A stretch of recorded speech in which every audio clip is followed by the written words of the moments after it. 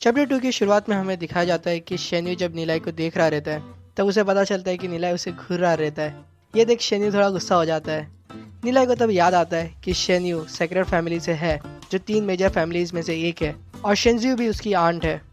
उसकी पिछली लाइफ में शेन्यू येजिन के पीछे पड़ा रहता था। ग्लोरी सिटी खत्म होने से पहले उन दोनों की एंगेजमेंट भी हो गई थी। उन दोनों की फैमिली की बात करें तो दोनों बराबर है। अगर ग्लोरी सिटी खत्म नहीं होती तो पक्का उन दोनों की शादी हो गई होती। लेकिन जब ग्लोरी सिटी पे हमला हुआ था तो सेक्रेट फैमिली ग्लोरी सिटी को धोखा देकर भाग गई थी। बात यह है कि येजुन भी अभी शेन्यू को चाहती है और वो मुझे तो देखना भी नहीं चाहती। उसे लगता है कि मैं तो किसी काम का ही नहीं हूँ। हमें फिर नीलाय और येजुन के वो पल दिखाए जाते हैं जब वो दोनों साथ में थे और अपना सफर कर रहे थे। तभी नीलाय थोड़ा मुस्कुराता है और येजुन की तरफ देखता है और सोचता है कि कोई बात नहीं, कम से कम टेम्परल डेमन स्पिरिट बुक ने मुझे तुमसे वापस तो मिलाया। येजुन नीलाय को देखती है और सोचती है कैसा पागल है ये जो मुझे घूर रहा है। उसी वक्त टीचर शंजू भी येजुन को देखती है और सोचती है कि येजुन जो ग्लोरी सिटी के लॉर्ड की बेटी है, जिनके ग्रैंडफादर लेजेंडरी रैंक लॉर्ड येमो है और इसके पास सियान सोल रेल में, ऐसी जीनियस बहुत कम देखने मिलती है।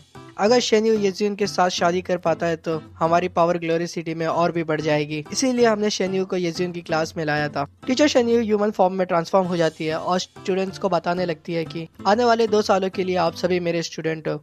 हालांकि स्कूल बोलता है आप सब बराबर हो, लेकिन मैं आपको एक कड़वा सच बताना चाहती हूँ। ये दुनिया में इक्वालिटी जैसी कोई चीज़ नहीं होती। जब तुम बड़े हो जाओगे तब तुम्हें ये बातें समझ आएगी।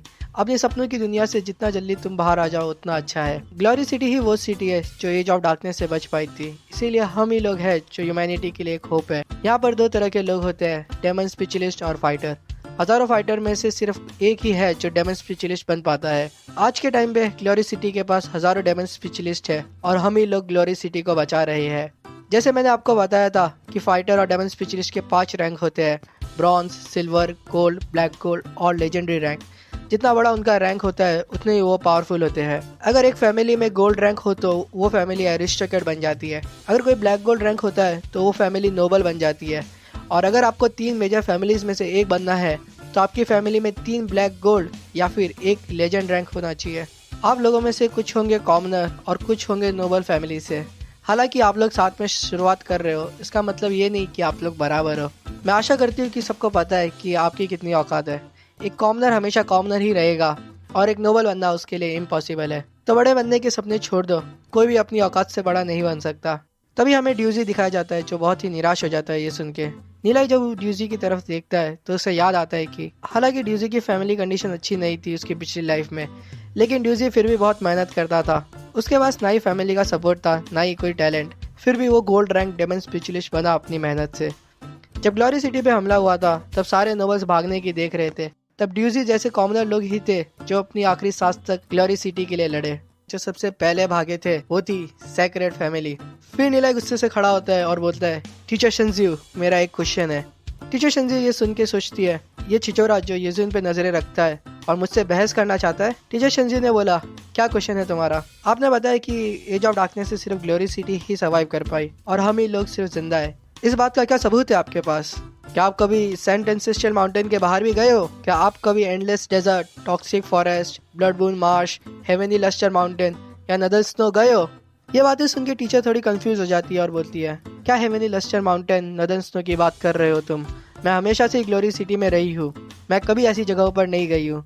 तो नीलाई हंसते हुए बोलता है, जब आप कभी गए ही नहीं ऐसी जगहों पे तो आप कैसे बोल सकते हो सिर्फ हम ही लोग जिंदा है? ये सुन सारे बच्चे भी बातें करने लगते हैं इस बारे में। ये देख शिनज़ू थोड़ी गुस्से में आ जाती है और बोलती है, तुम्हारे पास क्या सबूत है कि सिर्फ हम ही लोग जिंदा नहीं है? ये सुन के नीलाई हंसते हुए बोलता है, सबूत? मैं आपको एक कहानी सुनाता हूँ। एक मेंढक था जो कुएं में ही रहा था जब से वो पैदा हुआ था। तो हमेशा से उसने एक छोटा सा आसमान देखा था। तो वो बोलने लगा कि आसमान सिर्फ एक कुएं के होल जितना ही है। क्या आसमान सही में कुएं के होल जितना ही है? इसलिए हम कहते हैं कि कुएं के मेंढक की सोच सिर्फ कुएं जितनी ही होती है। ये सुन के सारे बच्चे हंसना शुरू करते हैं और नीलाई की तारीफ करते हैं। टीचर शिनज़ू थोड़े गुस्से में आती है और सोचती है कि इसमें इतनी हिम्मत है जो मुझे कुएं का मेंढक बोल रहा है। येजुन भी ये सुन के हंसती है और सोचती है कितनी अलग सोच है नीलाई की। नीलाई जब येजुन को हंसते हुए देखता है तो उसे आंख मारता है। ये देख येजुन थोड़ा शर्मा जाती है। नीलाई के साथ बैठा हुआ लुपाओ सोचता है, खुल्लम खुल्ला टीचर की बेइज्जती करना और येजुन को छेड़ना, जहाँ पना तुसी ग्रेट हो। नीलाई टीचर को बोलता है, मेरा एक और क्वेश्चन है। अभी टीचर शेंजी गुस्से में होती है और बोलती है, क्या क्वेश्चन है तुम्हारा? नीराई बोलता है कि आपने कहा कि एक कॉमनर हमेशा कॉमनर ही रहेगा। क्या लॉर्ड येमो भी एक कॉमनर नहीं थे जब वो छोटे थे? क्या टीचर को ये बात नहीं पता? ये सुन के सारे बच्चे टीचर की तरफ देखते हैं।